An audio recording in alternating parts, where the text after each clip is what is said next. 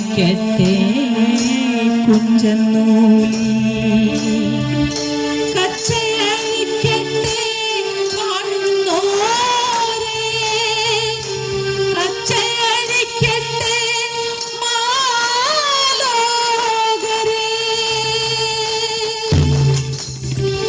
കച്ചയഴിച്ചു മരിച്ചു ജഗോൻ പുത്തൂരം വീട്ടിൽ കലർച്ചയായി ആഘാതം മലയടിച്ചുകൊണ്ടിരുന്ന പുത്തൂരം വീട്ടിൽ പൊട്ടിക്കരച്ചിലിന്റെ വേലിയേറ്റമായി കണ്ണപ്പ ചേകവർ നിന്നിടത്ത് തന്നെ മൂർച്ഛിച്ചു വീണു. ചതിയൻ ചന്തുവിന്റെ കൊടും കറ്റനയിൽ ആ വീടിന്റെ നെടുന്തൂണ് പിഴുതു വീണു. വീട്ടുകാരെയും നാട്ടുകാരെയും ദുഃഖത്തിലാഴ്ത്തിയ ആ ദുരന്ത വാർത്ത ഉണ്ണിയാർച്ചയെ ഒരു പ്രതികാര രുദ്രയാക്കി. ആ ദീനബന്ധിയുടെ കണ്ണുകൾ രോഷം കൊണ്ട് ആളിക്കത്തി. അവൾ വംശ പാരമ്പര്യത്തെയും തുളുനാടൻ ഗുരുക്കളെയും സാക്ഷി നിർത്തിക്കൊണ്ടവൾ ശപഥം ചെയ്തു. എന്റെ പൊന്നാങ്ങളെ ചതിച്ചു കൊണ്ട ചന്തു എന്റെ വയസ്സിൽ വളരുന്നത് ഒരാൺകുഞ്ഞാണെങ്കിൽ അവൻ വളർന്നു വരാൻ വിധിയുണ്ടെങ്കിൽ കുലദൈവങ്ങളാണ്, എന്റെ അച്ഛനാണ്, അമ്മയാണ്. എന്റെ പൊന്നാങ്ങളെ ചതിച്ചു കൊണ്ട ചന്തു നിന്നോട് ഇതിന് പകരം ചോദിക്കും. അല്ലാതെ അഴിച്ചിട്ട ഈ മുടി ഞാൻ കെട്ടുകയില്ല. ഇത് സത്യം, സത്യം, സത്യം. അങ്ങനെ ദിവസങ്ങളും മാസങ്ങളും കടന്നുപോയി. ഉണ്ണിയാർച്ച പൂർണ്ണ ഗർഭിണിയായി. അവളുടെ ആഗ്രഹം പോലെ അവൾക്ക് ഒരാൺകുഞ്ഞ് ജനിച്ചു.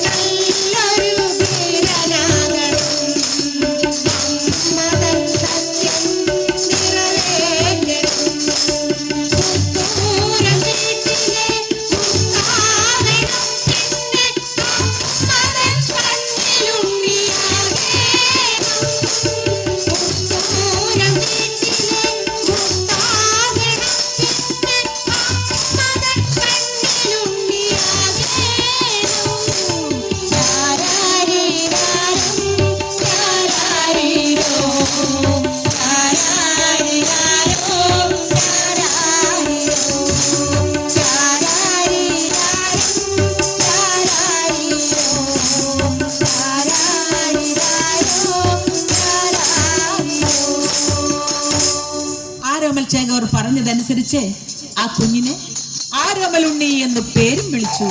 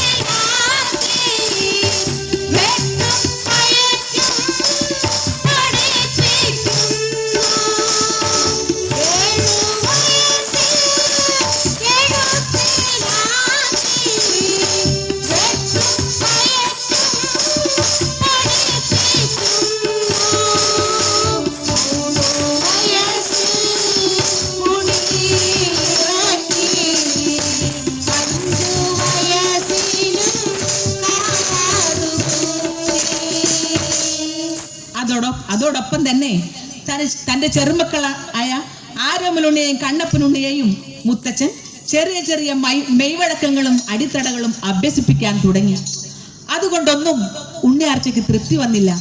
കളരി അഭ്യസനത്തിൽ ഏറ്റവും ഉന്നത സ്ഥാനത്ത് നിൽക്കുന്ന തുളുനാടൻ ഗുരുക്കളെ വരുത്തി ആരോമലുണ്ണിക്ക് അംഗമുറകൾ അഭ്യസിപ്പിച്ചു.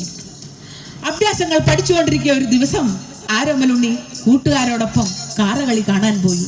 കാറപ്പിള്ളേർ കാറമണി ആഞ്ഞടിച്ചു. കാറമണി ആരോമലുണ്ണിയുടെ കാലിൽ വന്നുകൊണ്ടു. വേദന സഹിക്കാനാവാതെ ആരോമലുണ്ണി ആ കാറമണി കൈക്കലാക്കി. കാറപ്പിള്ളേർ ആരോമലുണ്ണിയോട് പറഞ്ഞു, കാറമണി തരൂ. ഇല്ല, കാറമണി ഞാൻ തരികയില്ല. കാറപ്പിള്ളേർക്ക് വാശിയായി. അവിടെ വഴക്കായി, വക്കാണമായി, ആകെ ബഹളമായി. പരാജയപ്പെട്ട കാറപ്പിള്ളേർ ആരോമലിനോട് വിളിച്ചു പറഞ്ഞു, നിന്റെ വീറും വാശിയും കാണിക്കേണ്ടത് ഈ പാവപ്പെട്ട ഞങ്ങളോടല്ല, നിന്റെ അമ്മാവനെ ചതിച്ചു കൊന്ന ചന്തുവിനോടായിരിക്കണം. ആരോമലുണ്ണി ഒന്ന് ഞെട്ടി. എന്താണ് ഞാൻ ഈ കേൾക്കുന്നത്? അമ്മാവനെ കൊന്നത് ചന്തുവെന്നോ? ആരാണ് ഈ ചന്തു? എവിടെയാണ് എന്റെ അമ്മാവൻ? ആരോമലുണ്ണി ചിന്താകുലനായി. അവന്റെ കയ്യിൽ നിന്നും കാറമണി താനെ താഴെ വീണു. ചന്തുവിനെ കുറിച്ചും തന്റെ അമ്മാവനെ കുറിച്ചും അവ്യക്തമായ ചില ധാരണകളോടെ ആരോമലുണ്ണി വീട്ടിൽ വന്നു കയറി. തെക്കിനകത്തെ മുറിപ്പടിമേൽ കമിഴ്ന്നു കിടന്ന് കരയുകയാണ്. മകന്റെ ആ ദയനീയാവസ്ഥ കണ്ട് ഉണ്ണിയാർച്ച ചോദിച്ചു, മകനെ ആരോമലുണ്ണി, എന്തു പറ്റി? കൂട്ടുകാരുമായി വഴക്കുണ്ടാക്കിയോ? ഇല്ലമ്മേ. കരഞ്ഞു കലങ്ങിയ കണ്ണുകളുമായി അമ്മയോട് ആരോമൽ ചോദിച്ചു, എന്റെ അമ്മാവൻ എവിടെയാണമ്മേ? അമ്മാവനെ കൊന്നത് ആരാണമ്മേ? മകന്റെ ആ ചോദ്യം ഇത്ര പെട്ടെന്ന് ആ മാതാവ് പ്രതീക്ഷിച്ചില്ല. ഈ കാലം മുഴുവൻ തന്റെ മനസ്സിൽ നിന്നും മറച്ചു വെച്ചിരുന്ന ആ പരമരഹസ്യം അവനിപ്പോൾ അറിഞ്ഞിരിക്കുന്നു. അതിനെയും പൂർണ്ണമായി വെളിപ്പെടുത്താതെ തരമില്ല. മകനെ, അമ്മാവൻ അംഗത്തിൽ പോയ കാലം അംഗത്തിൽ തോറ്റു മരിച്ചതല്ല. അമ്മാവൻ അംഗത്തിനു പോയ കാലം അംഗത്തിൽ തോറ്റു മരിച്ചതല്ല. ഏറിയ ചതികളെ ചതിച്ചു തന്നു ചതിയിലമ്മാവൻ മരിച്ചുപോയി. ഏറിയ ചതികളെ ചതിച്ചു തന്നു ചതിയിലമ്മാവൻ മരിച്ചുപോയി. അമ്മാവൻ അംഗത്തിനു പോയ കാലം അംഗത്തിൽ തോറ്റു മരിച്ചതല്ല. ആരോമലുണ്ണി ചാടി എഴുന്നേറ്റു. എവിടെയാണ് ഈ ചന്തു? എന്റെ അമ്മാവനെ എന്തിനു കൊന്നു? അവനെല്ലാം അറിയാൻ തിടുക്കമായി. മോനെ, നിന്റെ അമ്മാവന്റെ മരണവാർത്തയെ പറ്റിയുള്ള പരിപൂർണ രേഖയും ചോരക്കച്ചയും വാളും പരിചയും ഉറുമിയും എല്ലാം പുത്തൂരം വീട്ടിലെ നിലയറയിൽ സൂക്ഷിച്ചിട്ടുണ്ട്. ആരോമലുണ്ണിക്ക് ഇതെല്ലാം അറിയുന്നതിന് തിടുക്കമായി. ഉണ്ണിയാർച്ച മകനെ യാത്രയാക്കി. ആരോമലുണ്ണി തന്റെ പരിചയം ചുരുകയും പൊതിഞ്ഞെടുത്ത് അങ്ങനെ അമ്മയും മകനും ആറ്റും മണമേൽ നിന്നും പുത്തൂരം വീട്ടിലേക്ക് തിരിച്ചു. അമ്മയുടെ ശബ്ദം നിറവേറ്റാനുള്ള തന്റെ മകന്റെ തീക്ഷണതയോടുള്ള പുറപ്പാട് അവിടെ നിന്നും ആരംഭിച്ചു. അങ്ങനെ പുത്തൂരം വീട്ടിൽ വന്നു കയറിയ ആരോമലുണ്ണിക്ക് അമ്മാവന്റെ ഭാര്യയായ കുഞ്ചന്നൂലി സ്വീകരിച്ചു. വരൂ ആരോമലുണ്ണി, വരൂ. ആരോമലുണ്ണി കുഞ്ചന്നൂലിയോട് നിലയറയുടെ താക്കോൽ ചോദിച്ചു. താക്കോലും കൂട്ടവും എടുത്തുകൊണ്ട് അമ്മായി ഇപ്രകാരം പറഞ്ഞു, അമ്മാവൻ